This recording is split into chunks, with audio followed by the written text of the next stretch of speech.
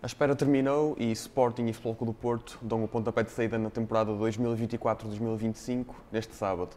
Assim sendo, no tema do dia desta sexta-feira, temos connosco Luís Rocha Rodrigues, diretor de informação do 00, para uma antevisão a esta partida.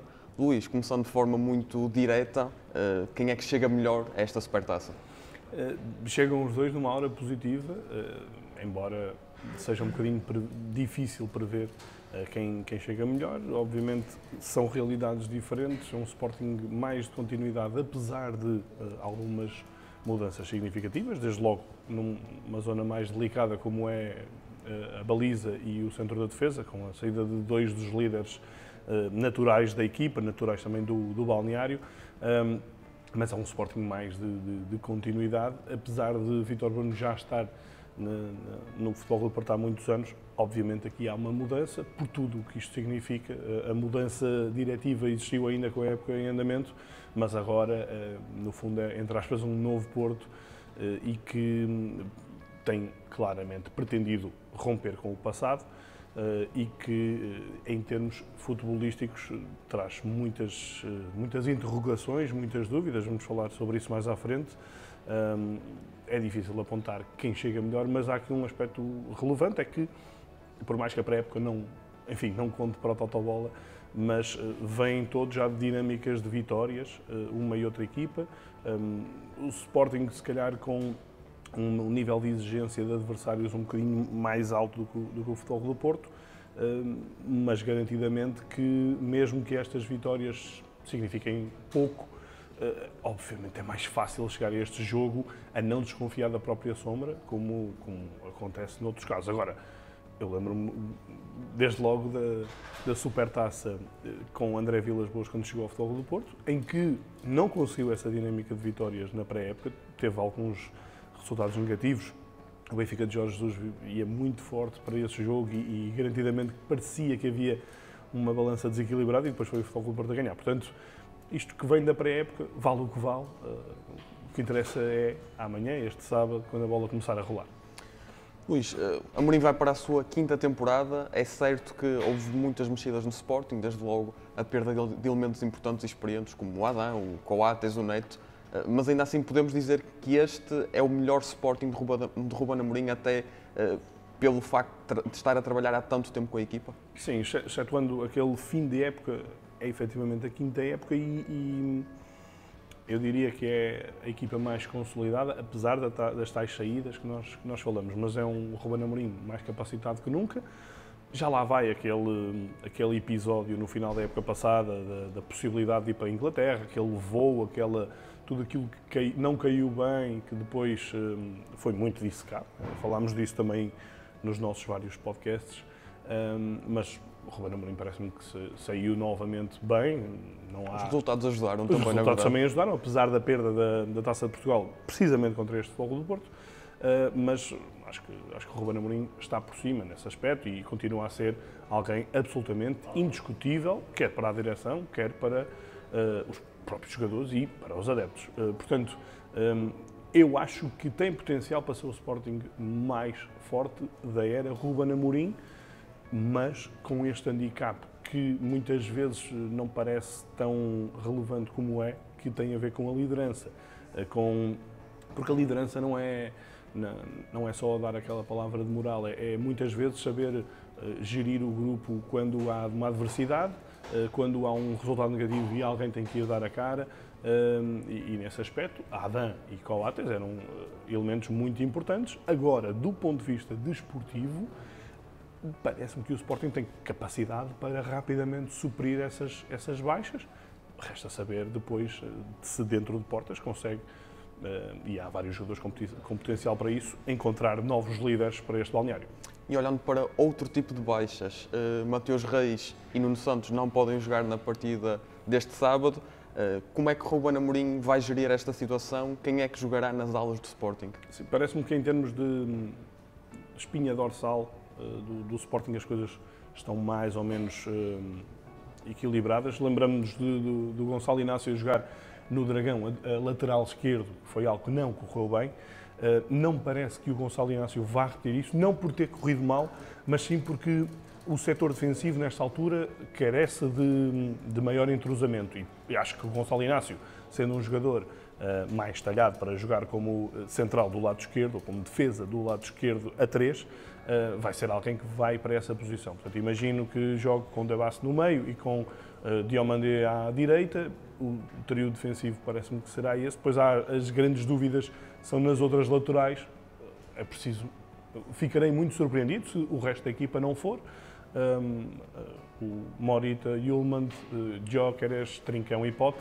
Portanto, nas asas, que ainda têm dado excelentes impressões, é, se calhar, nesta altura, a opção mais forte para a direita, sendo que Jenny Catamo provavelmente aparecerá do lado esquerdo.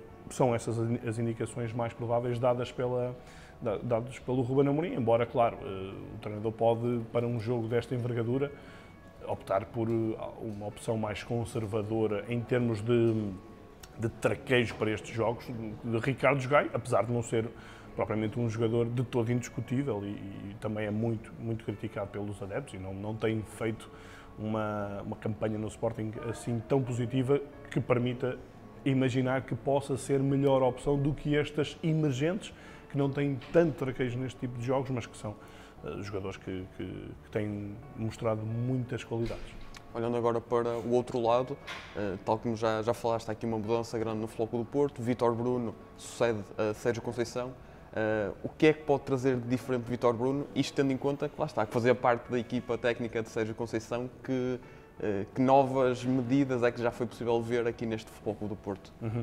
Sim, por norma podemos achar que o facto de ser alguém que os jogadores já conhecem poderá aqui trazer um bocadinho de continuidade, mas eu não acho de todo isso, porque os jogadores já o conhecem em determinada função e agora a função é totalmente diferente. Portanto, acho que ainda é mais complexo do que se chegasse alguém novo para o cargo de treinador principal.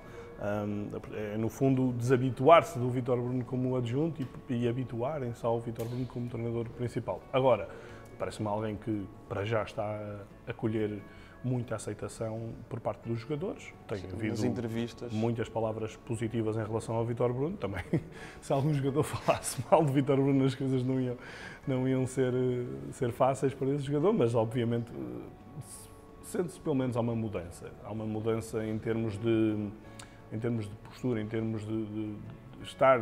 Provavelmente Vítor Bruno não será tanto alguém tão exigente, enfim, e isso tem um lado bom e um lado mau, não é? Tem o lado bom de não ser tão exigente é que, enfim, não é tão pica-miolos, desculpem-me a expressão, e portanto não desgasta tanto o jogador. Agora, obviamente, às vezes esse nível de exigência, se bem aplicado, mantém os jogadores num patamar de concentração mais elevado. Acho que Sérgio Conceição não fez tudo bem, garantidamente não fez tudo mal, porque também os títulos assim o mostram, mas a mudança é significativa. Vítor Bruno, desde logo, muda muito no discurso. E nós estávamos aqui em off a falar sobre isso, sobre os soundbites que ele consegue aplicar, sobre a forma leve e até transparente, como vimos no final do jogo frente ao Al Nassr, em que ele falou abertamente à Sport TV sobre a disposição tática, e parece-me que nesse aspecto há uma lufada de ar fresco aplicada por Vítor Bruno até a bola começar a rolar. Sim, mas para todos os efeitos existirá sempre o peso de passar de adjunto ao treinador principal. Sempre, obviamente, mas eu sempre tive a sensação de que o Vítor Bruno é alguém respeitado, mas acima de tudo que se dá ao respeito. Parece-me que é alguém cordial, alguém compreensivo também, e esse tipo de liderança, que é uma liderança um bocadinho diferente da de Sérgio Conceição, parece-me que ao fim de 7 anos desse formato de Conceição, será interessante para revigorar os jogadores. Não quero dizer que uma é melhor que a outra, mas muitas das vezes o desgaste acumulado por um determinado registro depois pede um registro totalmente diferente, e acho que nesse aspecto o Vítor Bruno consegue trazê-lo.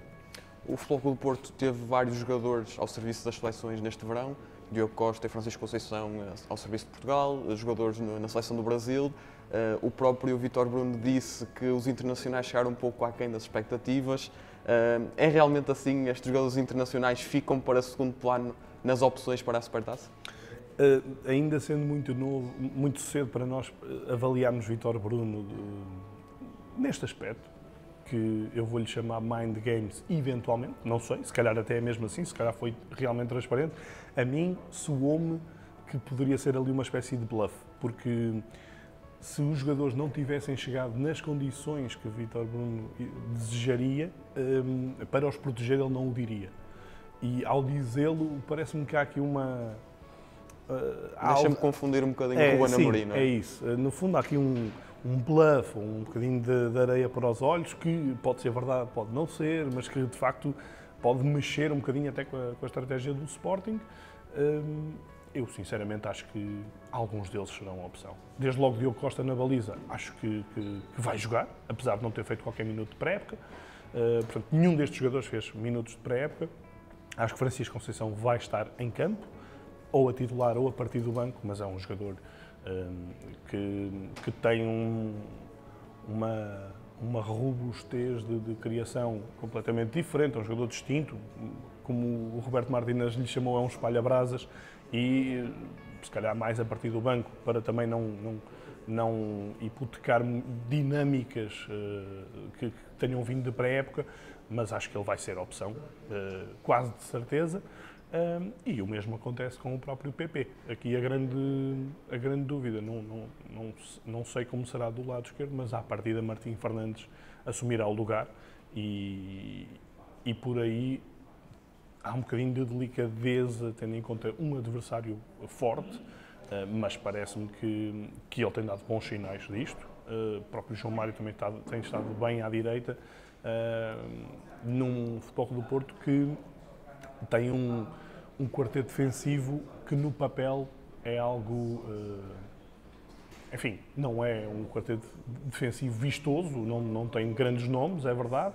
Eu continuo a achar que falta aqui um nome de peso para abraçar todo este setor, mas não deixa de ser um setor defensivo que trouxe bons resultados desde logo a tal final da taça, embora, atenção, eu já vi aí algumas informações, e bem, porque de facto no Jamor houve Zé Pedro e Otávio a secarem totalmente de Gyökeres, mas foi num contexto bastante diferente, porque o Sporting teve um jogador expulso muito cedo e ficou limitado por causa disso. Portanto, Gyökeres esteve muito mais desapoiado do que seria normal. Se recuarmos 2 semanas, salvo erro, no jogo no Dragão, um Gyökeres limitado marcou 2 golos ao entrar na segunda parte. Portanto, continua a ser a grande ameaça e parece-me que este setor defensivo terá que manter os níveis de concentração no máximo para conseguir ombrear com o Sporting neste jogo.